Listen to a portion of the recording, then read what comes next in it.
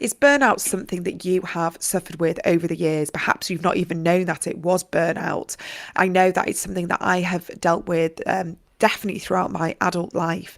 And I see this a lot with my many clients. And this is why I've wanted to do a workshop on it. I am specifically targeting the boom or bust cycle of burnout, where we sort of just keep going through this and forgetting what contributes to the burnout. So on the 12th of October at 12:30 p.m, I'll be doing a live workshop on ADHD burnout, how to break the boom or bust cycle and create more equilibrium in your life. Now, I recognise that we are more prone to burnout, and actually, I think it's around 55% of people with ADHD have experienced burnout, which is a lot higher than neurotypicals.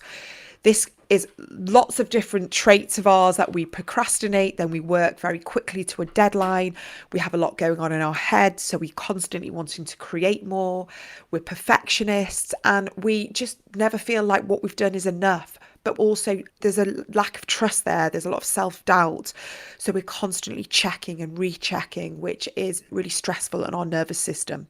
These are just a few of the elements of why burnout shows up more with ADHD. And this is what I'm going to be talking about at the workshop. Now, if you can't make the live workshop, there will be a recording, but I do urge you to join a live workshop, because what I will be doing in the last 15 minutes is offering a 15-20 minute Q&A. And I don't normally do this, I don't normally open it up, but I want to be able to offer some of my teachings, my guidance, personalized questions to help you with regards to this subject on burnout, but also anything else on ADHD. So if you fancy asking me some questions, whether it is burnout and exhaustion, and being able to sort of manage your energy levels better, being able to break this cycle so you do have more sort of harmony and equilibrium, where it just feels a little bit more even, then I definitely would say come and join the workshop. It's £33. And you're going to be getting a lot of content there. So if you are interested, it is on the 12th of October, 12:30 p.m. I really hope to see you there. All the links are in the show notes, but also on my social media handle as well, or just head to my website, which is coachingbykate.me.uk. Go onto the workshops area and you'll see all the information there. Really hope to see you then. Welcome to the ADHD Women's Wellbeing Podcast. I'm Kate Moore-Youssef, your host, and if you've arrived here, there must be a reason. I'm guessing you're curious to learn more about improving your wellbeing alongside ADHD, or maybe looking for some advice or guidance to feel healthier and calmer. So why start this podcast? I'm a wellbeing and lifestyle coach, EFT practitioner, mum to 4 kids, and I discovered my own ADHD alongside one of my daughters at the age of 40. And now, after supporting many other women just like me, and probably you, I feel there's a need for more emphasis on well-being and lifestyle help for women with ADHD. And through the podcast, I want to offer you new insights and perspectives to enable you to live your most fulfilled, calm and balanced life. So wherever you are on your ADHD journey, my aim is to support you in finding the awareness and the most aligned tools to enhance your well-being, so you can make the most intentional mindset and lifestyle choices moving forwards. Ready to get started? Here's the episode. Hi everyone, welcome back to the ADHD Women's Wellbeing Podcast. And today I have someone with me whose book has been sat on my desk since pretty much the day I was diagnosed. And I'm just delighted to have psychotherapist Sari Solden here with me. Before we get started with our conversation, I just want to give you a little bit of an intro if you're not familiar with Sari and her work. So she's been a pioneer in the field of counselling women and men with the strengths and struggles of ADHD for over 30 years. And she is the author of 3 popular and very groundbreaking books on the subject. And these include Women with Attention Deficit Disorder, Journeys Through Adulthood, as well as The Radical Guide for Women with ADHD, which she co-authored with Michelle Frank. And I have that book on my desk. That's what I was talking about. And she's a well-known and national, international keynote speaker and is a frequent contributor to articles, podcasts, and other media on the subject. And her specialisation includes the emotional consequences of women's executive function challenges, inattention ADHD and the healing process for adults who grow up with undiagnosed ADHD. And I think that's huge. And that's something that I would love to focus on this chat today. So, Sari, welcome to the podcast. Delighted to have you. Oh, thank you so much. So nice to be here, and thank you for asking me. I have very fond feelings for the UK, so it's lovely to be with you. Oh, well, this podcast actually is global and it's like Yeah. half UK and half the rest of the world, lots of American listeners. But the one thing that we have, I see a lot of clients and I genuinely always say to them, have you got this book, which is the Radical Guide for Women with ADHD? And I always say, just get it because the reflections and the opportunity to do a lot of the journaling and really sort of dig a little bit deeper, I think is so helpful. It helped me. And what I loved about it was that it was so relatable. Genuinely, like everything was like, how does she know? How does she know? So you've been doing this for 30 years. Can you tell me maybe more? I don't Yeah, know, but maybe 35 now, I'm thinking, which is, why I was there right at the beginning. Yeah. when were you diagnosed with ADHD?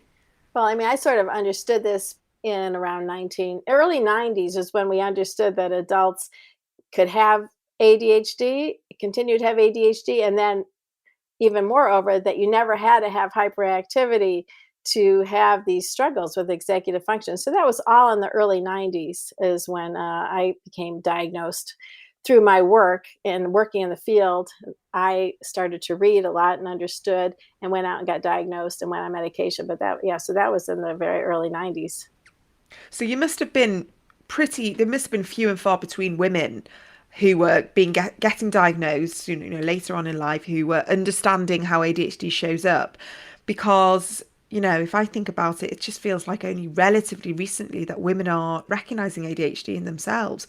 So how did that feel, back then in the 90s to be a woman with ADHD? Well, I sort of was a pioneer, and it's funny to me that you're talking about this book, which was published in 2019, but really my career in the pioneering work and it was at the beginning of the field.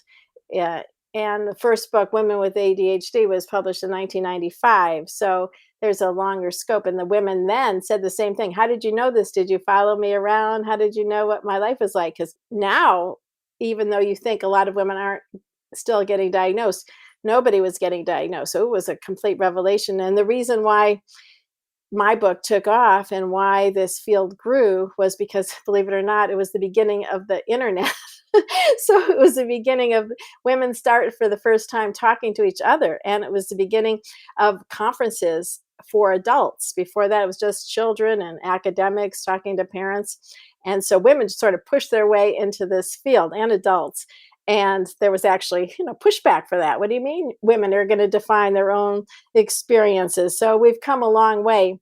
I was in a unique position because I was at an agency for counseling where we focused on psychotherapy and we focused on the self and how people felt about themselves. And there was a little special project within that agency for adults with learning disabilities. And then there was another little project about minority mental health. And I was a bridge between all those things. So I didn't come from academia in terms of researching or a medical field.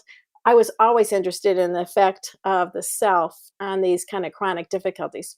So the way this came about is even though we started to understand that adults had ADHD, women still, even though those early books talked about that, didn't really find themselves even in those books because they experience it so much differently. So I was having men and women clients with the same organizational problems.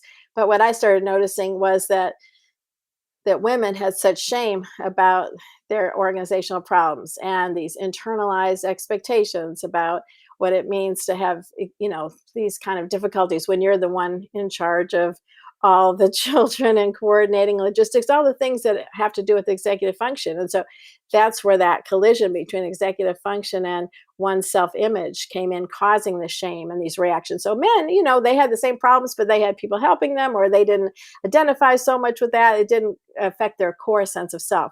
So that's when I started studying and writing about it. And then I wrote this book really early on in 1994. I was writing it, published in 95, and it just sort of exploded those myths, and women started becoming much more prominent in their own lives and talking to each other and pushing doctors and pushing therapists to start to understand them more. Yeah, yeah. I mean, what you mentioned about the self and the expansion of self and this, the shame, I feel is most of the women I speak to, they can deal with the other aspects of ADHD.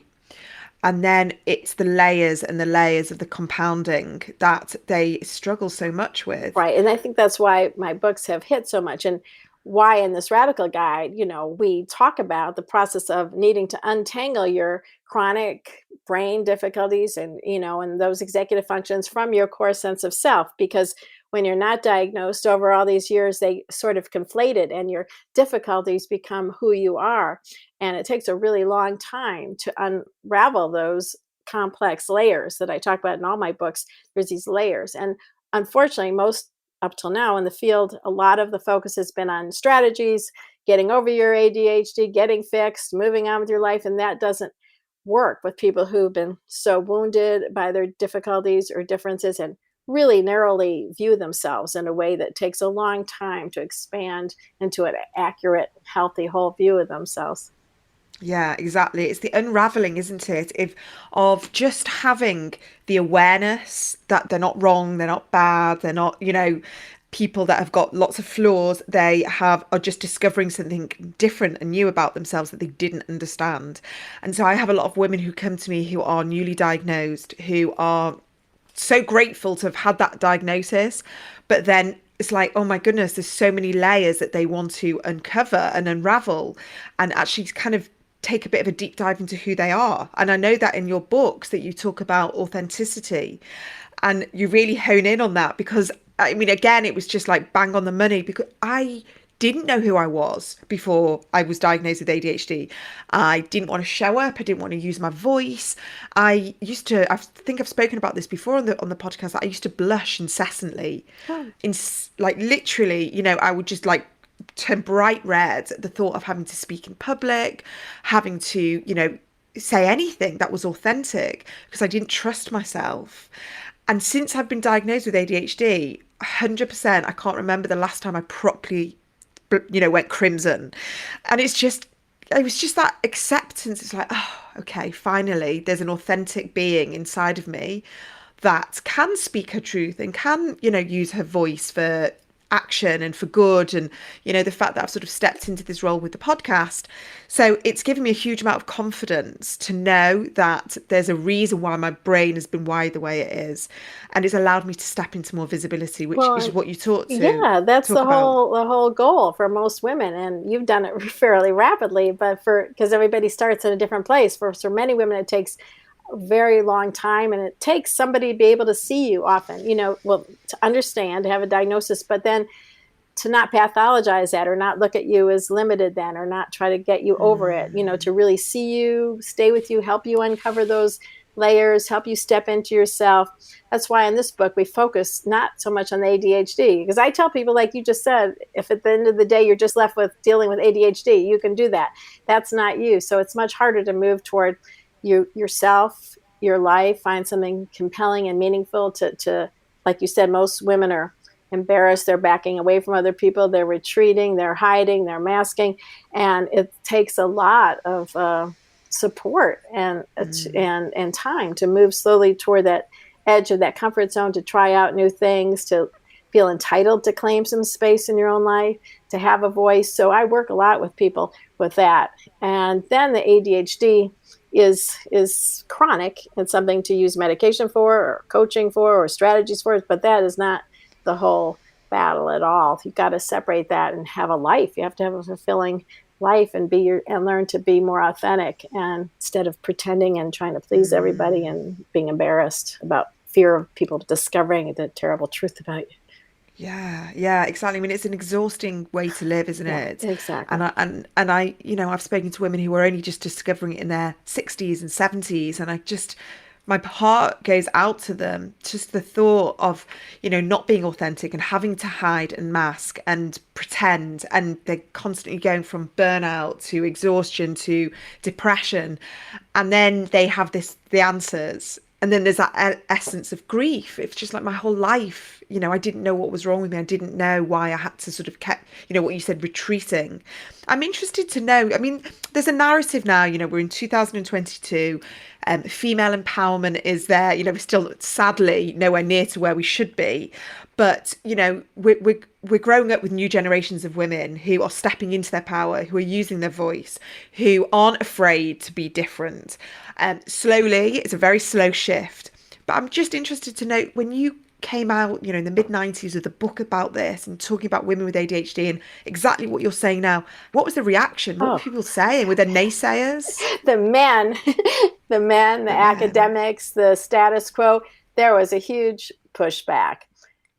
This has never happened before. Women, don't forget, were all isolated having this experience. They had no idea. They had no internet. They had no way to know that other women were experiencing this. No one had ever written about ADHD in women because their experience was so different. The last thing that anybody would think about explaining their difficulties was that they have something that you think about, a hyperactive little acting out troublemaking boy. So that was never even on the table, especially if women were smart or successful. It was just a non-starter. So the women were hungry for this. Women were healing from this idea of connecting to each other and understanding they weren't alone and validated. And there were a lot of professionals at that time, men included, who from the beginning were very strength-based and humanistic and really embraced this book and this idea. There was always this other group of people who resisted that, and just like in any system, but slowly over time, women made themselves known. I have been impressed over the last several years, especially during the pandemic, where I've been all on Zoom and only talking to people, young women all over the world. There is a huge generational shift that I'm interested in. Instead of just talking about ADHD, I think it's more important to talk about neurodiversity, more important to talk about differences in general. And yes, yeah, there's a huge difference in how young women don't let these any differences define them. I mean, that is the push now in the world, right? To not be defined by some kind of narrow definition of what's normal or what's right. So it is a much more fertile ground for young women now to step into this, to use their voice, to accept this, to talk to other women. Because at the time I wrote this, nobody knew that this existed, and that they only thought that something was really shamefully wrong with them. And the gender roles were much more, specific then too. And so they were very constricted by what they thought what they saw in the media, what they heard on the TV, what they heard from their families about what a woman should do or be able to do, or just should know all the niceties of life. In my first book, and I don't know if you've read it because you're going to love that book, but it's all about those gender role differences and how women, even now, even the young women, even though I just said that, women in therapy still, when push comes to shove, feel ashamed of not being able to do these things easily. Theoretically, they've got it now more, but, all the executive function things of running a household, or even being responsible for helping other people, or, keeping everything going, all the niceties of life. That's like the unwritten women's job description I talk about in the book, my first book. And that's the stuff that women want to do, and they want to connect, and they want to help people, but they're so overwhelmed by all those pressures that it's still something that makes them feel like failures, or they can't keep up, or keeps them on a treadmill often. Yeah, 100%. I mean, I definitely agree. There is this healing. It's like a mass generational healing of seeing their grandmas and mothers and aunties, and seeing perhaps where all this undiagnosed ADHD sort of showed up, and all the masking, and the sadly, the mental health issues that had gone on in different families. And always end up speaking to clients about this because, if they're coming to me, they will have had a parent with ADHD, and that they wouldn't probably have been diagnosed. And what you say about there is a shift, but it's still there. It's It's still still like intellectual now, but imprinted, yeah, isn't it, on us, that as women, even if we're working and yeah. working full time and we've got kids, we're still the executive functioning of the house. unless we are willing to make a big change and really kind of ensure that our partner is doing, the 50-50. I've talked about this before, that my husband is way better than me at doing the household chores in the house, and thank God he enjoys it. We laugh that he is like the king of the laundry. He doesn't even want me to go near the washing machine because it's like his safe place. Just think he goes and just disconnects from the world and goes in there. But I still do all the cooking, and I actually enjoy the cooking. That for me, it's like a creative outlet. But there was a huge amount of shame that I allowed him to do all of that, especially when there was a time when I wasn't working. I had a few years off after I'd had my fourth child, and I really had to just focus on being in the house. And I still couldn't master it all, even though I wasn't working. I mean, 4 kids, I needed help. A huge amount of shame. I wasn't diagnosed. I just couldn't work out why I couldn't do all the things that I should be doing Right. And as a mum. women have they make up explanations for that. I mean, what was your explanation to yourself about why it was so hard? That's where the characterological kind of Yeah, imprints come. You totally. don't know. Lazy, Yeah. I was disorganized, I was infantilized. I just thought, well, clearly I'm not a real adult here because Mm. I can't remember to change my kids' beds, or I can't remember the day that I need to change the kids' bed. Little things like that. But all I know is that the fulfillment came in so many different ways. And once I recognized that my fulfillment came in different ways, I dropped that story. The story, I just don't care anymore because I know where I'm fulfilled, and I know that I'm really good at lots of things. But this has taken time. This has taken a diagnosis. It's taken a huge amount of inner work, and now obviously I'm coaching other women. But I don't think I'm quite there yet because I can still sometimes that voice comes back, Oh, it's to a bite me. no, and I think it's important to manage your expectations. It's a lifelong journey. I Yeah. know all the biggest experts in ADHD women. I mean, and I work a lot with mental health professionals with ADHD now. It's one of my favorite things now. I've had groups with, support groups for women who are actually mental health professionals who we talk about these deep issues, of the shame and the masking and the hiding still. So it's a lifelong process of learning to be yourself around neurotypicals, becoming comfortable in the world and not holding yourself back. But it's an ongoing process. There are always going to be times all the way throughout your life where you're going to be threatened internally by or wounded in a group of people. Oh, I don't fit in, or or I should hide that, or why can't I do that? So that's going to happen. But now you don't fall all the way down. You still can recoup pretty quickly who you are, and just notice how you're reacting. Notice they're from earlier wounds. But you're going to run into these kind of feelings, even no matter how well if you haven't been diagnosed until adulthood and you had no explanation for these difficulties. I look at my old journals now because I have lots of boxes to go through, and they're all in there, oh, do I have a brain tumor, or am I just selfish, or trying to figure out what the heck this was. I had massive disorganization, even though I, had my master's degree. I was working at that point, in a counseling agency. There was just such a mismatch and such difficulty functioning that I had no idea what could account for this, and so it takes a long time to understand that and accept that. So, living in a busy household where I'm constantly switching tasks, which we all know isn't that easy for the ADHD brain, I've recently been using a new tool to help me focus and concentrate while getting my work done. I came across Brain FM after someone else with ADHD recommended it to me, and wow, I'm so glad I discovered it. I'm hooked and I'm using it pretty much every day now. Brain FM has access to over 1,000 tracks across a wide range of different music genres and nature soundscapes, all specifically designed to help you focus, sleep, relax, and meditate. I've recently used the different soundscapes to relax on a plane, train, and cab, as well as choosing an hour-long relax track while having some very much needed reflexology. I've also used it to help me meditate and focus on my breath. And if you are anything like me, I can get easily distracted by outside noises, and having the Brain FM app on my phone is a quick option to help me do what I want to do distraction free. But here's the best bit if you're interested in the neuroscience like me. Brain FM has based all their chosen tracks on neuroscience and psychology. So you can discover the perfect music for your brain by personalizing science based features like neural effect and music complexity, meaning we can change our own neural pathways using Brain FM's chosen tracks. And the focus music is made to help you work better by blending into the background so you can focus distraction free. And trust me, it works. I've been so productive using Brain FM.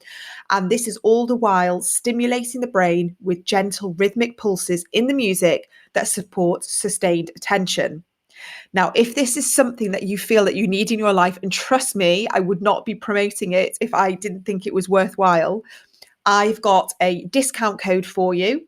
So you can head to brain.fm/ADHD Women's Wellbeing. That's brain.fm/ADHD Women's Wellbeing. And I've got a code for you, which is ADHD Women's Wellbeing. You can start your free trial straight away. And then you get the discount when they decide to charge you. All the details I will put on my show notes. So if you go to brain.fm, ADHD Women's Wellbeing, and use the coupon code ADHD Women's Wellbeing.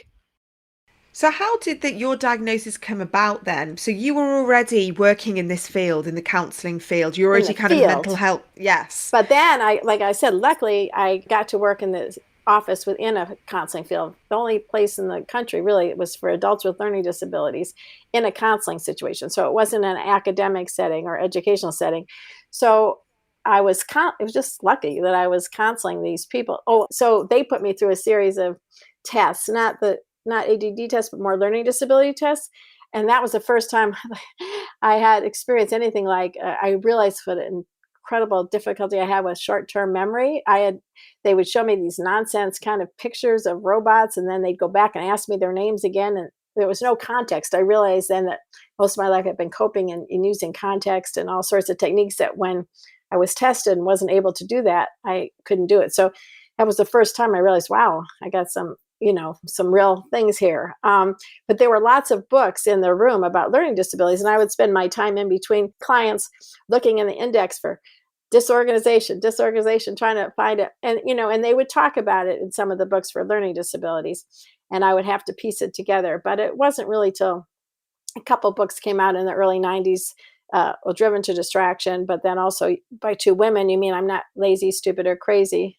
Those women became my friends afterwards. But that I really recognized the much deeper kind of struggle that women have. So I just got diagnosed. I went and got testing, and I got on medication. And my life really changed at that point. I was at the agency. Just like you, I didn't used to talk at all. I didn't talk in groups at all in front of people. I was always so afraid, first of all, that I couldn't connect my ideas, couldn't present them organized way, but that I'd be judged or I'd be embarrassed. So I didn't talk at all in any of the, meetings at the agency or anywhere, dinner parties, nowhere, until I started to take just a little bit of a stimulant. And then all of a sudden I felt like, I remember the first time I was out with people and I told a whole story, in one piece, then I started talking in the groups at work, and then I started becoming the expert and started giving workshops. But the medication for me really was, helped me be awake. Basically, couldn't stay awake even before that. I was just very sleepy. And so the medication then is just like the foundation often. And then you can start to build and have more and more successful experiences. That's what people need to do, to first somebody to support them and see them, and them to understand their diagnosis, but then slowly to start having more success in their life, just in their area of strength. But it takes a long time, and accepting help is one of the biggest problems for women with ADD, feeling like, oh, they should be able to do it all, and what's wrong with them. Even after they think they've accepted their ADD, it's like, okay, I know I have ADD, I accept it, but like, why can't I do this? Or why is this still a mess? Or why is this? They don't understand how much their ADHD affects their normal life. That's why I like to talk about executive function problems versus just ADHD, which is still very stereotyped and misunderstood and too broad based, and why women didn't get diagnosed for a long time, because it doesn't really match the real way women experience their difficulties, which is often in organization in some part of their life. They're paying a price often by staying organized in certain areas, but there's some price to pay somewhere. There's some area Yeah. that's really difficult. Yeah, like you say, if there's that being really super organized, there's probably anxiety there, perfectionism, people Yeah. pleasing. You're going to be maybe not sleeping well, all these things. And it's interesting. I had a client just before, and she told me that she was going on holiday, and she was so overwhelmed and so stressed. Not because she had loads to do, that was part of it. But the biggest thing that she felt so overwhelmed by was the constant checking that she was going to make a mistake, that she didn't trust herself, that she was meeting her husband with one child. So she was going with one child and her husband was going with another, and they were meeting. So she was the sole sort of responsible adult. And it was this loop going on and on that was like, I need to keep checking. I need to check that I've done this and I've ticked all the boxes and all the documentation. And I know that travel at the moment is a nightmare anyway. So it exacerbates all the anxieties that we've not done that one thing, and that one thing's going to mean that we miss the flight and the whole holiday's ruined. It's all going to be our fault. And I totally resonated with everything she It's was true saying. though, in a way, isn't it though? So there's a fine line between overdoing it and also being realistic that you have to have more systems and checking more, and you do have a bad memory and logistics of everything you just mentioned. Those are the hardest things for women with ADHD. Packing is like a nightmare for most women with ADHD.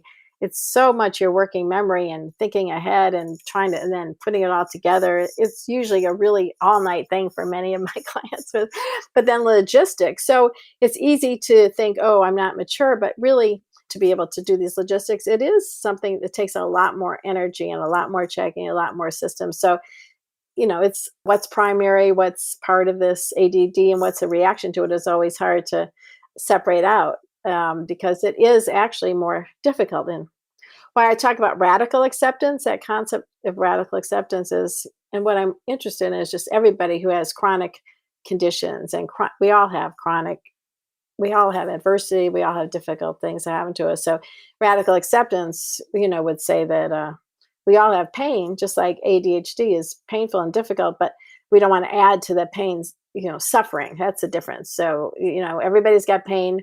You don't want to turn it into suffering. And so suffering is like, why am I such a mess? Why is this happening? This isn't fair. This is so, I'm this or I'm that, versus like, okay, this is realistically something I have to accept when I'm going to go on a trip. I'm going to have to get somebody to help me pack maybe, or help me with these things, so it's not a nightmare, but it really realistically is a difficult area for me.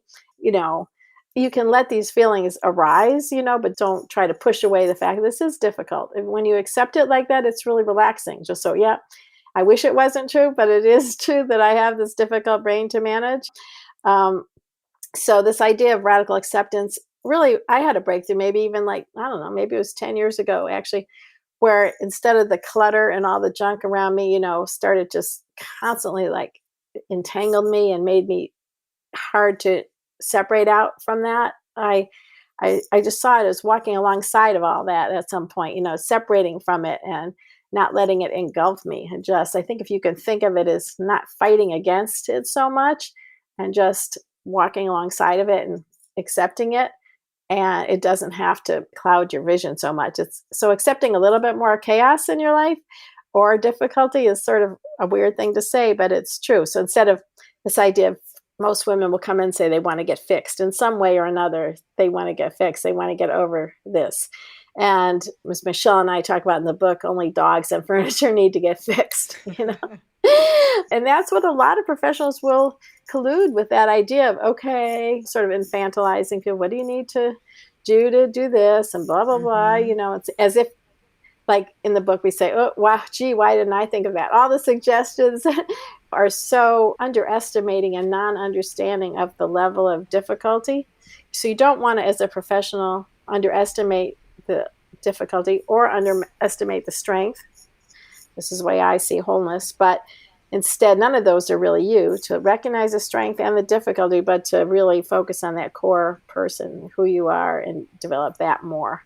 And everybody with ADHD is so different, and it's really about who you are as a person that's going to make the difference. Some people are funny, resilient, determined, sensitive, interesting, or all introspective or outgoing, whatever it is, you have special qualities, and that's what you got to enlarge. These other things are part of it.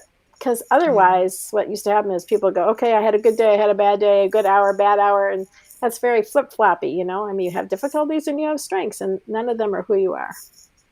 Yeah. Yeah, I mean, what you just said then about everyone being so different, I've that's what I love, and that's why I've not lost my hyper focus on ADHD, because you never get a same ADHD person. There's No. lots of relatable, aspects, and I can always see myself in my clients in some capacity, but they always present slightly differently, especially women, I think. And it's just so fascinating to see how it presents so slightly and so sort of in different nuances, that that's why, there is a stigma there. And then it's sometimes I can see why it can be so hard to diagnose. Would you say, I mean, you mentioned in the book, The Radical Guide for Women with ADHD, you talk about she messages. Well, that was And from my she, first book, actually. Yeah, I yeah. And quoted it. Yeah. yeah, and it makes me sad. It Yeah. really makes me sad because, again, we're in this day and age where collaborating and connecting and communicating is definitely part of my, ethos and my values. But there is still this, like, for women, comparing and feeling less than and not feeling good enough and always seeing the person, the friend, the neighbor, the colleague they should be more like. Is that a very female trait, do you think, compared to men? Yeah. But I think this toxic comparison is a really, devastating kind of experience for women. And I can only imagine now for young women who I wrote that way before the social media world, but now I can only imagine that social media and everybody posting all their photos and all their perfect lives and all that stuff, all that, there's more and more right in your face ways to toxically compare yourself to what's normal or what, all the great lives everybody else are leading and everything else everybody's doing. So the she message is, just to explain to the listeners, is from my book from 95. I talked about you messages and she messages because a lot of people say, well, my family didn't say these mean things to me, like you messages. Like not everybody got, oh, you're this, you're this. A lot of women say, I don't know why I feel so much shame because my parents didn't say those things to me. But there's what you do hear a lot. If you're any kind of invisible minority, you'll hear this about if you're in the closet, and a lot of women with ADHD were and probably still are hiding or in the closet pretending to be quote unquote normal. So you'll hear other people say, oh, how does she like be a lawyer? Look at her. She can't even blah, blah, blah. Or look at all the papers on her desk. You'll hear other people because they don't know you have these problems. So, oh, and she's always late, or she doesn't even like make breakfast for her kids, or how does she do that? Or blah, her husband does all the laundry. Can you believe that? You'll hear just subtle little digs. And then that, oh, if they knew, then what's your choice? To stand up for that person or say, I have the same difficulties, or to be comfortable and stay in the closet. So that's a lot of minorities who can pass used to and probably still do pass more. And so, but that's where the terrible choice is. Am I going to be myself and be, maybe subject to other people talking about me, or, am I going to let people know who I am? And hopefully that's diminishing. But I think you can tell me, but I think social media probably just makes that a very fertile ground for toxic comparison of yourself. Absolutely. And, I think the fact that RSD is so prevalent, and so this fear of judgment and criticism anyway it feels very strong. And, what you were saying then about, she doesn't make her own, the kids' lunch, or she doesn't tidy her own house, or she never gets kids to school on time. I'm like physically recoiling because I live this in like two kind of personas of, yes, I've got ADHD, I've got a podcast, I talk about it on social media, I'm out of the closet, but there's still an element of me where it's like, I don't want to shout too loud about it because what will people say? I don't want to be sort of like in your face too much because women are probably like talking about me behind my back. Right. Like you could do your podcast and your listeners have ADHD and everybody likes Yeah. what you're saying. I have, like I said, I've been doing a lot of groups with mental health professionals and coaches with ADHD. And the young women, the women who are still raising children, they talk about this, like the terrible things, like the pickup lines at school, like going to the school functions, or talking to all those other mothers who are just on the way to the gym, or they're doing this and they're doing that, and they're taking care of their kids. And so when they have to be around all those other mothers, a lot of these wounds come up, and fears and hiding, even though they might be very successful in their own world. When they're with people who they feel like that's the area of weakness, so they have to hide, then a lot of feelings emerge. Yeah. Yeah, it is. And I think it's ongoing, and we're navigating this. And I hope that as more of us are understanding ourselves and recognizing, our ADHD, that this taboo and the stigma is going to go away. I mean, even for me, 2 years ago when I was diagnosed, I it feels like there's a conversation there where before I was just like, shut the conversation down. I didn't want to talk about it. I only disclosed to certain friends who I knew had like more compassionate, understanding, less judgmental way. I kind of navigated it through that way. I had like my radar system of who to tell and who would just not understand at all. And that's good. Still have that. You shouldn't go around telling everybody. I mean, I'm not a proponent of going around telling everybody, because nobody understands what ADHD is that much, and they're going to see you through that lens. You have to be careful about who you tell and why. What do you want them to know? I'm more of a fan of, and all my books talk about sort of describing your difficulties, and then also coming from a place of strength to suggest workarounds for those. Like, oh, I have trouble listening, to you in this kind of busy environment, but you're important to me. So let's set up a time next week to talk, protecting and connecting, not hiding, or not just saying, oh, I've got ADHD. I mean, nobody gets it. Really saying, I have trouble. Maybe I'll lose track of time. Could you stop here and tell me on the way to the meeting? Or really just describing what your difficulty is and what you need, and suggesting. That's a more helpful thing. And because the term ADHD is often stigmatized and not understood, so just it doesn't really bring you sometimes what you are hoping for. And so being able to really describe what it is that you're struggling with at that point in a strength-based way, in a connective way, is a much more full way to handle these kind of things. I think that's really helpful, really, really helpful for people to know that it's okay, that they don't have to disclose the whole medical history once you've got the diagnosis. You don't have to walk into the boardroom and make a whole presentation. And it's so important, because like I say, these groups have been really great, and these really high level successful women are talking about this, that this idea of authenticity doesn't mean revealing everything. You still have privacy, you still have choice. It means you have choice about who to tell, what to, and how. It's a choice. It's the personal agency. It's not that you have to be, if you're not telling everybody everything about yourself, including your ADHD, that you're not being authentic. Authentic means more and more, I'm understanding, is like showing who you are, showing your personality, letting people see you shine, letting people see your personality. Because a lot of times when people are hiding their ADHD or something, then they're also shutting themselves down. And you can just open up, and it's a long process. Soften up, open up, instead of pushing away or overprotecting, without telling everybody everything that they don't need to know. That's personal information for people who you think will understand you, or need to understand you, or you want to understand you. But authenticity means just being who you are, opening up, and you're more than just your ADD. So I think that's been important for us to understand in these groups. Is personal power comes from this. Authenticity is not about revealing everything about yourself, and because a lot of people feel bad, oh, I'm not being authentic because I'm not telling people about my ADHD. And you can judge, you can choose. So it's about just not reflexively retreating. It's about choosing what you want to do and what people you want to know about you. You get to choose.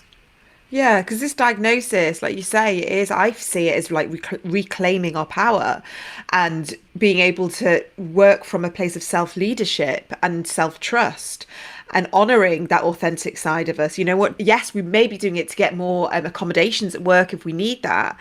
But I always think that when we get that epiphany, we get that diagnosis, the awareness, it's almost like, it's like a chapter. It's like, okay, right, I've got permission. As I always hear this word permission. permission to be more myself, permission to step into who I've always wanted to be, but I never knew how to get there.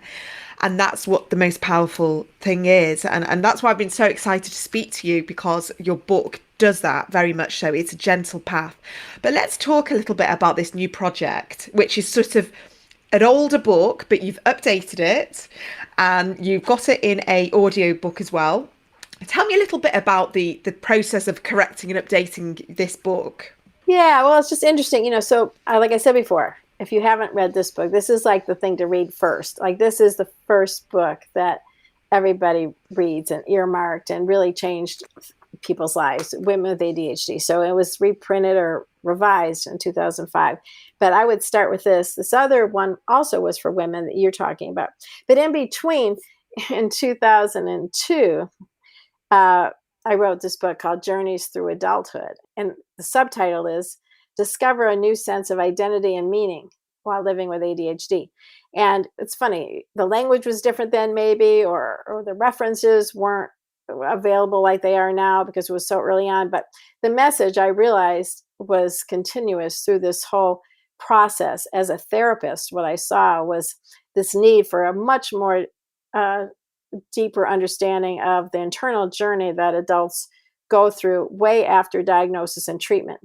And what's different about this book is I wrote it for mental health professionals to use as a guide to identify where their clients were at a certain place based on how they were relating to their lives. And they went through different challenges. And the reason why it's for men and women and professionals, but the other two books, I became very identified at some point with women, way more. But then I realized I'd like to fix it up a little bit and put it back into print. It's on digital form now in an older version, and audio, a little fixed up, but I wanted to reprint it. And now I have my own publishing company that I can do this myself. So I'm not doing a revised edition, just it's a little inside, publishing business here, but I'm not doing a revised edition. There's just so many old things in here, like, words that we don't use anymore, fax machines so much, or answering machines, just these little things that you go through. It was written. But I felt like looking at this, like it's very valuable. And it has exercises like you're talking about at the end of each chapter, just like this. So in a few months, I will reprint this and get it back out into hardcover, under my own, publishing company, so people could get it in print. So anyway, I'm excited about that because people want more to read in this same kind of vein that you're talking about the internal journey. And you probably see this in your clients, if people are at different stages, like they come from, finding out or wondering or getting diagnosed. And then afterwards, they go through a whole other internal shift. Well, what does this mean for my life now? How can I communicate differently about it and maintain power in relationships and see myself clearly? And so, that's what that journey is about. Amazing. Well, we'll put all the details in the show notes and people can buy it, because what your work is hugely valuable. And I just want to thank you from myself, from a personal perspective. I really want you to read this other book, because I know I'm excited. It's on audio book too. I actually went to New York and spent a weekend. I actually narrated this Women with ADHD, so it's me on that narration. But most women, to tell you the truth, they like the hard copy book and they underline it and dog ear it and everything. So I would still recommend the hard copy. Well, thank you so much, Sari. It's been an absolute pleasure. It was a pleasure talking to you, and I hope to see you one day over in the UK. Yes, absolutely. Thank you for all your work. And I love your view of women with ADHD is very deep and very meaningful and right on. I'm sure you're being very helpful for a whole new generation of women. So that's today's episode done. Did what we talk about resonate with you? I really hope you found some takeaways that may inspire you to make some small changes that enhance your daily life. And if you did find this episode insightful, please do consider sharing it. Knowledge and awareness is power, especially with ADHD. You can also head over to the show's Instagram page, which is ADHD Women's Wellbeing Pod, and join the community that's waiting for you there. And if this episode really did strike a chord, please do consider leaving us a review to enable more people who need to hear these conversations find the show. Thanks so much for joining me today, and see you next time.